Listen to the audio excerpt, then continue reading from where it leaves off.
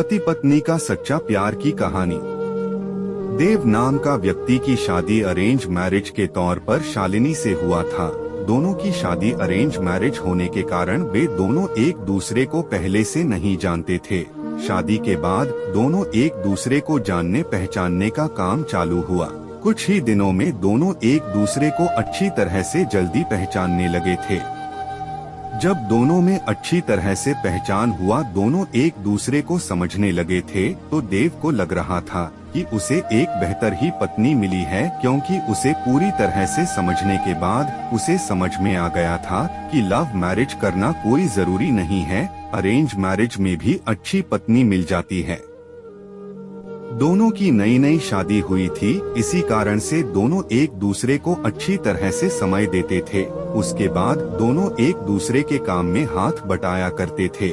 पति पत्नी दोनों में खूब ज्यादा प्यार होने लगा था।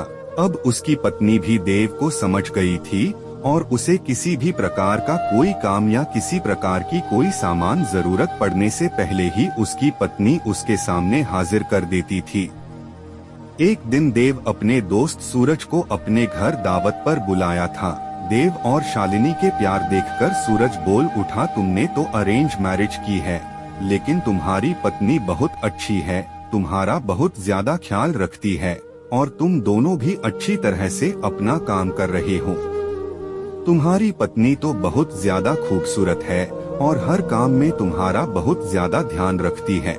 तुम बहुत ज्यादा खुशकिस्मत हो, तुम्हें अरेंज मैरिज होने के बावजूद भी तुम्हें इतनी अच्छी पत्नी मिली है।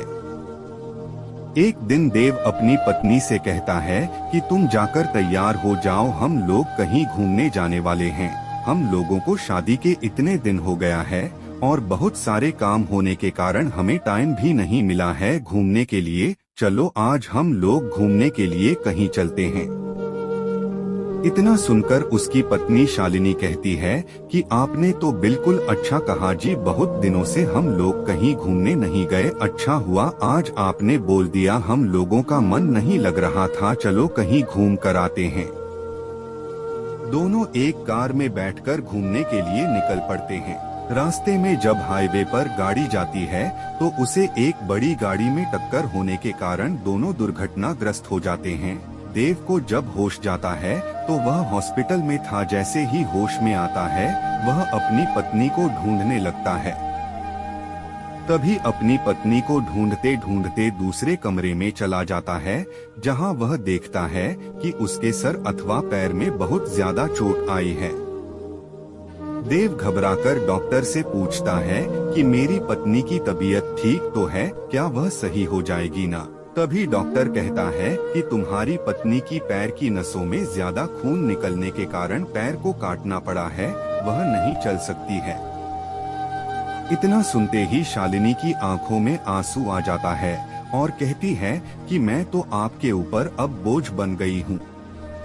उसके बाद देव कहता है कि ऐसा कोई बात नहीं है, इतने दिनों से तुमने मेरा ख्याल रखा था, अब मेरा फर्ज बनता है कि मैं भी तुम्हारा ख्याल रखूंगा। अब दोनों साथ मिलकर अपने घर की तरफ रवाना हुआ। घर जाकर दोनों एक दूसरे के बिना ना रहने की कसम खाई। फिर उसके बाद वह अपनी जॉब को छोड़कर घर से ही वर्क टू होम मतलब के वर्क फ्रॉम होम किया करता था। साथ ही घर रहकर अपने पत्नी की मदद तथा उसके देखरेख में उसका मदद किया करता था।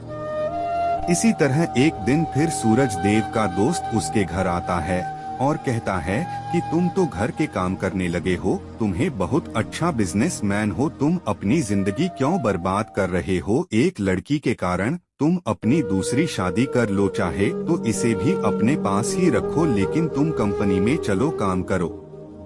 इसके बाद देव कहता है कि मेरी पत्नी से बढ़कर मेरी जिंदगी में कुछ भी नहीं है, मैं उसकी देखभाल हमेशा करूँगा और करता ही रहूँगा, क्योंकि हमेशा से ही मुझसे प्रेम करती थी और हमेशा से ही हम लोग पति पत्नी आपस में प्रेम करते रहेंगे। फिर वह अपने दोस्त को कहता है कि तुमने एक बार आए थे और मुझसे कहा कि तुम्हारी पत्नी बहुत अच्छी है, तुम बहुत खुशकिस्मत हो, तुम्हें ऐसी पत्नी मिली है। फिर आज क्या बात है, क्या तुम इस प्रकार के बात मेरी पत्नी के लिए उपयोग कर रहे हो? आखिरकार जितना दिन उसने मेरी मदद की है, मेरा भी फर्ज बनता है कि मैं उसे जिंदगी भर मदद करता रहूंगा। इतना सुनते ही पीछे से उसकी पत्नी भगवान से प्रार्थना करती रहती है कि भगवान, आपने मुझे इतना अच्छा पति दिया है कि मैं इसका शुक्रिया कैसे अदा करूंगी। और वह सदा के लिए एक दूसरे से प्रेम करते रहे और अपनी जिंदगी को आगे बनाते रहे। इसलिए मेरा मानना है कि पत्नी चाहे जैसे भी हो, उसे कभी नहीं छोड़नी चाहिए। और पत्नी को कोई तकलीफ होती है तो उसका साथ देना चाहिए, ना कि उसके साथ छोड़ना चाहिए।